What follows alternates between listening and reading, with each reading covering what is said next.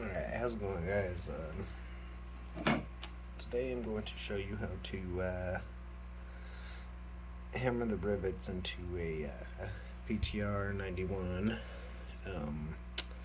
end cap. So first of all, when I bought my ptr91, the end cap that I had a broken nylon ring.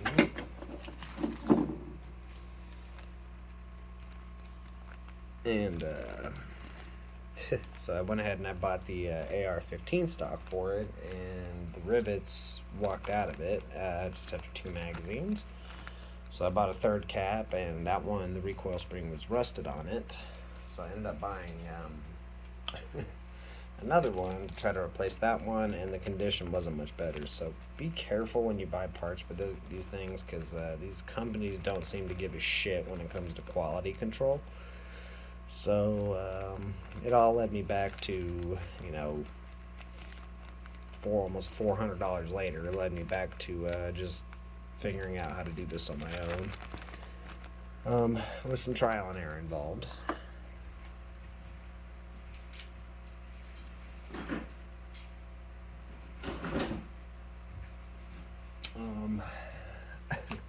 So I used this thing to try to clamp back the recoil spring. This thing with those clamps, and then eventually I just taped some pliers on there, but they ended up scratching the recoil rod, so it's not a very good idea. But after looking around on Amazon, you can find these guys. They're universal clamps. You gotta make sure you buy the right one, though, because not all of them shut all the way. But this one actually has a recess, in the bottom and the top, which is perfect for cylindrical objects. And these things are $18. You can get them in a 2-pack or a single pack, but man, this thing is the winning ticket. You're gonna need a center punch. This is an automatic center punch. I'm gonna use an 8-ounce hammer.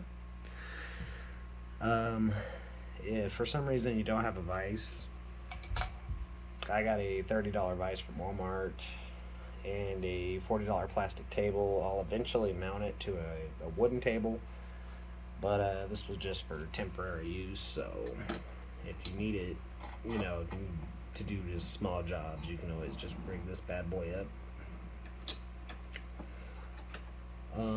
So first of all, I don't have one to drive the rivets out of, so that's pretty easy. You'll just lock your recoil spring back, feed it into here, tighten it down, and use a small punch to knock those guys out.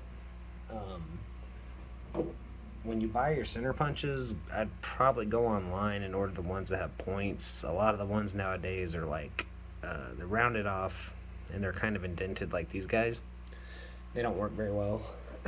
So make sure your punch has a point on it.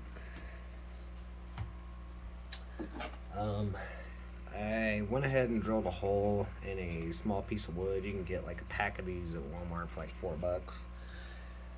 But I'll go ahead and show you what you do here. So go ahead and take your nylon ring. Put that on there. Grab your board. Push it down about, push it down about maybe 3 or 4 inches. And I should have got the clamp ready beforehand, but I didn't. So, and sometimes you need a million hands for this kind of shit. Anyway, so just tighten your clamp down as tight as it'll go, and boom, you don't have to worry about that guy anymore. Perfectly compressed. We're probably going to need something for the back of this though, to hold the end cap up, kind of even it out, but you won't need it for anything else besides that.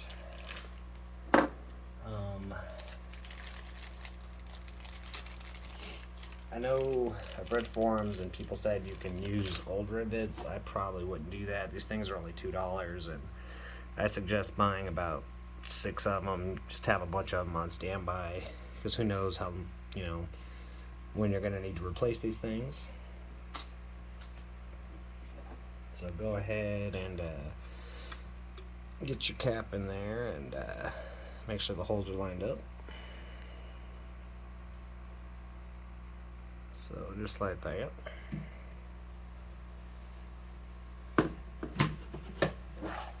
This actually isn't going to be enough. So you want to be careful when you do it. Make sure that the little lip on the end here is sitting outwards a little bit. Make sure it's that way you can get it as flush as you possibly can. And let's get the rivets in there. You may have to wiggle it around a little bit. Go ahead and place both the rivets as well. That way you don't have to fight with it too much.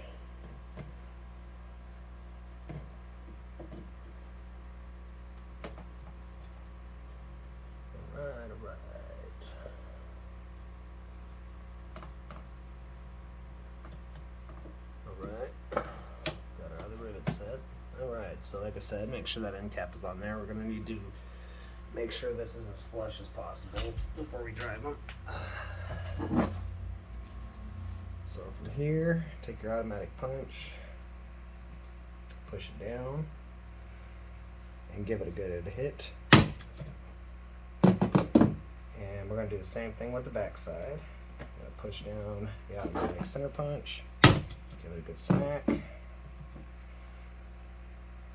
then we're going to go ahead and flip it around and do it on the other side.